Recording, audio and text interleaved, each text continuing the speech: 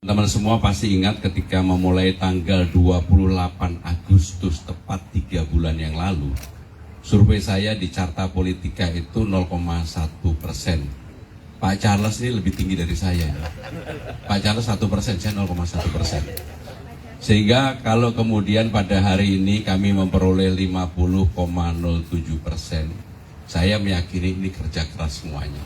Tetapi saya juga ingin menyampaikan bahwa tidak ada dominasi dari apapun untuk memenangkan pertarungan ini, kecuali yang mendominasi adalah warga Jakarta.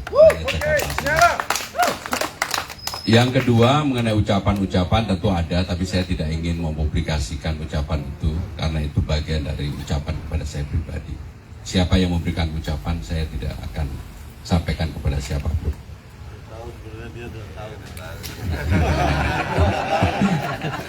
Nah, yang terakhir mengenai pasangan nomor 2 yang pada waktu itu disurvei memperoleh 5%, kemudian 5% dan hasilnya 10% lebih. Saya ingin mengucapkan secara khusus bahwa ini adalah hasil yang luar biasa dari kerja keras yang dilakukan oleh pasangan 02, Pak Dharma dan Kun. Bahkan saya terus terang kagum ketika debat-debat baik 1, 2, 3, sporternya itu luar biasa. Sehingga dengan demikian kalau kemudian memperoleh 10% menurut saya adalah hasil yang luar biasa. Ini adalah yang dilakukan oleh calon independen dengan perolehan 10% di Jakarta, kelompok yang sangat rasional, menurut saya luar biasa. Baik, ada lagi yang kedua.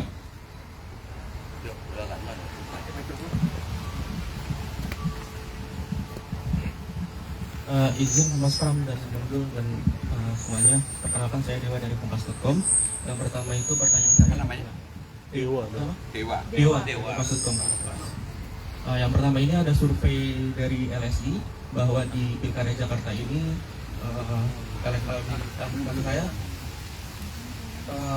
bahwa golput ini di Jakarta itu masih tinggi, hampir atau mencapai 30%.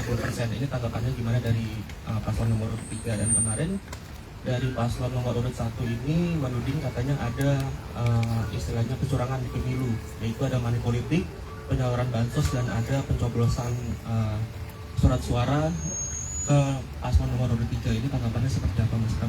Terima kasih. Yang pertama mengenai orang yang tidak menggunakan hak pilihnya, memang di dalam pemilu kali ini merata di seluruh Indonesia hampir sama sebenarnya, termasuk di Jakarta cukup tinggi. Jadi itu adalah realita bahwa sebenarnya masyarakat sudah pengen pemilunya itu segera berakhir lah. Karena kemarin dalam waktu yang berturutan ada pemilu legislatif, pilpres, pilkada dalam waktu yang berdekatan itu melelahkan bagi publik. Sehingga dengan demikian saya termasuk yang berpandangan mudah-mudahan Jakarta ini tetap satu putaran supaya kita segera berkonsentrasi untuk bekerja normal kembali. Mengenai yang kedua, apa tadi? Dugaan kecurangan dan sebagainya, ya kalau ini kan ranahnya di Bawaslu, kemudian nanti kalau memang ini ya silakan. Ya, itu silakan. Baik, terakhir. Silakan.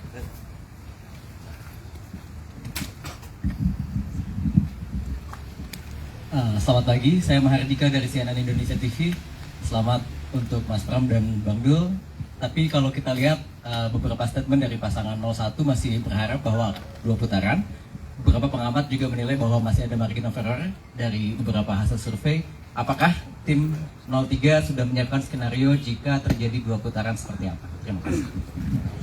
Jadi kita berdasarkan rekap yang diambil dari KPUD Jakarta, Mahardika. Jadi yang kita sampaikan itu rekap dari KPUD Jakarta dan juga C1 yang kita miliki.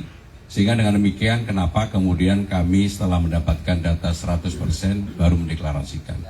Jadi ini udah nggak ada margin of error lagi karena ini adalah real perhitungan yang ada. Dan nanti akan kami bagikan kepada teman-teman sekalian. Kalau teman-teman mau melakukan cross check di websitenya Sirekap KPUD atau KPU ada datanya. Jadi itu bukan data yang kami miliki, tapi data yang juga dimiliki oleh publik secara terbuka. Sehingga tidak ada perdebatan lagi mengenai margin error. Jadi itu yang ingin kami sampaikan. Terima kasih. Wassalamualaikum.